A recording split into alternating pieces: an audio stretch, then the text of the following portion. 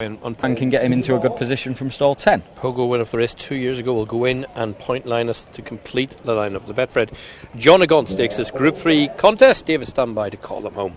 11 of them.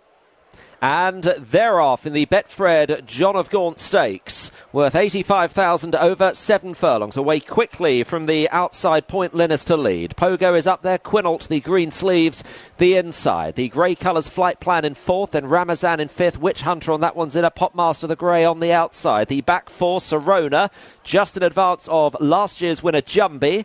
Tiber Flow is at the rear of the field in company with Bless Him as they now make the turn towards the home straight, and Quinault is going faster than Point Linus. Quinault by 3 lengths to Point Linus in second place inside their last 4 furlongs, with Pogo, the 2022 winner, in third place. Followed then by the best turned out winner, Flight Plan, the Lock-in's third, Witch Hunter, followed by Ramazan, the filly Sirona, and then Popmaster to the outside. Quinault has gone very hard here. Jumbie, Tiber Flow still towards the back, and the back marker is the 10-year-old Bless Him. So Quinault has gone a strong gallop, running towards the last 2 furlongs. Here's Pogo delivering his bid under Kieran Schumacher, now driven. Point Linus, they're being followed by Flight Plan, Ramazan, Popmaster, Jumbie trying to make some ground from the back. They're getting a lot closer to Quinault now. Pogo, Flight Plan, the near side. Ramazan trying to stay on. Tiber Flow looking for a way through. The far side, Sirona, well up for grabs this. Heading towards the last half furlong. Pogo, Tiber Flow getting through. Quinault the outside. Flight Plan also staying on. Tiber Flow has got to the front here to win the John of Gaunt.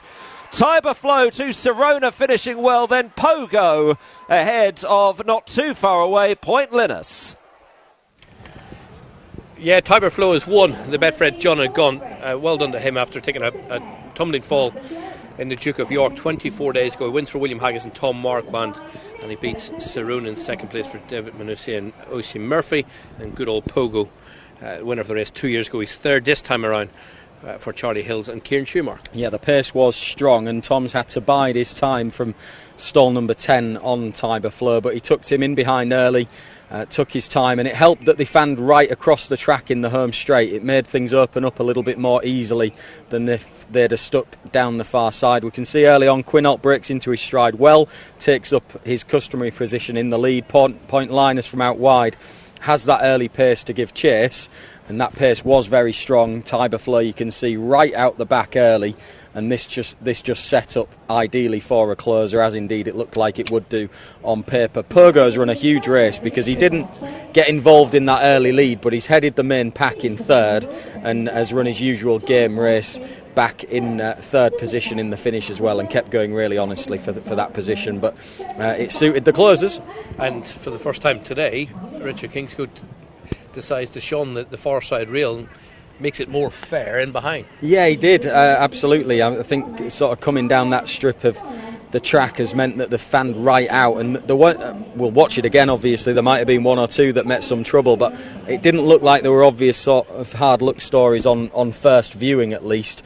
You can see 2.5 down, Tiber Flow under pressure, stepping back up in trip as well. But this is probably where this horse is at his best. Sometimes when he's raced a little bit more forward in his races, he's been too keen and then not quite finished off, and I think a fast run race where he's just half off the bridle probably suits him ideally, and he has won twice over 7 furlongs in the past. It clearly suits him really well. And he's come home strongly under a fine ride, I thought, to pick his way through. Okay, let's take a head on the runner-up, Sirona. She's run a really good race, second start for this yard, and third in the chart while at Lingfield. Yeah, that's a key point there on that head-on shot, that you can see Tom Marquand having to make a decision, and that's top-class riding, isn't it? He could easily have been pushed out and brought towards that nearer side where Popmaster and Jumbie are, and he'd have had nowhere to go, and he'd have been following through the wrong horses. But in a snap decision, he's decided to switch across, go more to the middle where the action was unfolding, and he's picked his way through that pocket of horses that were really contesting the finish. And had he gone the other way at that point where it looked like it could get messy for him, the result might have been very different. Yeah, for sure.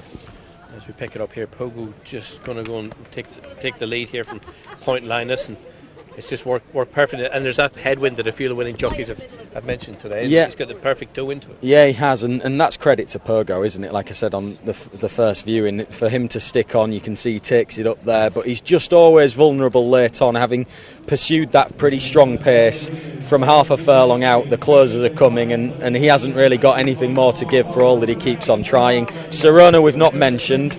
She's run a big race on her second start.